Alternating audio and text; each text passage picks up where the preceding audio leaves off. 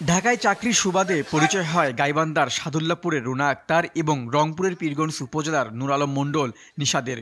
পরিচয় থেকে গড়ে ওঠে সম্পর্ক, পরে গোপনে বিয়ে করেন তারা। তবে বিয়ের পরপরই বিষয়টি গোপন রাখেন নিশাত। পরিবারকে কিছু না জানিয়ে চলছিল তাদের বৈবাহিক সম্পর্ক। সম্প্রতি রুনা জানতে পারেন নিশাত তার অজান্তে আরও একটি বিয়ে করেছেন। রুনা ছিলেন তার প্রথম স্ত্রী। এমন পরিস্থিতিতে স্ত্রীর অধিকার প্রতিষ্ঠায় রুনা ছুটে যান স্বামীর বাড়িতে রংপুরের পীরগঞ্জ উপজেলার কাবিলপুর ইউনিয়নের রসুলপুর গ্রামে।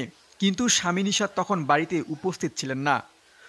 রুনার অভিযোগ, তার শ্বশুর শাশুড়ি তাকে বাড়িতে প্রবেশ করতে দেননি। এতে ক্ষুব্ধ হয়ে বাড়ির গেটের সামনেই অনশনে বসেন রুনা আক্তার।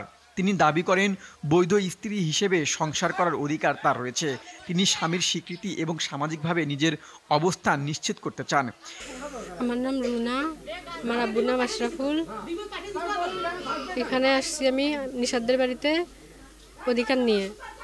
আমি এখানে সংসার করতে চাই। আর আমাদের বিয়ে হয়েছে 1 বছর, 15ই আগস্টে বিয়ে হয়েছে। এবার আগস্ট আসলে 1 বছর হবে। এ ঘটনায় এলাকায় চাঞ্চল্য ছড়িয়েছে। স্থানীয়দের অনেকে বিষয়টি দ্রুত সমাধানের দাবি জানিয়েছেন। স্বামী নিশাদের সঙ্গে যোগাযোগ চেষ্টা করা হলেও তার কোনো বক্তব্য পাওয়া যায়নি এবং এ বিষয়ে তার পরিবারের কথা বলতে কেউ রাজি হননি। ছেড়ে আগে এই ছেলেটিকে আগে বিয়ে করছে, তারপরে ফিরে একটা বিয়ে করছে। এই ছেলে বলে ঈদের পরে ছেড়ে দিছে, সেই সঙ্গে তো কাগজপাতি নিয়ে যাচ্ছে। এটাই তো ঘটনা। আসলে কি জানি না, কিন্তু এসে দেখেছি চেনা নাকি বিয়ে করছে বউ বাড়িতে এসে আছে। চেনা তো নাই বাড়িতে, ঢাকায় গেছে।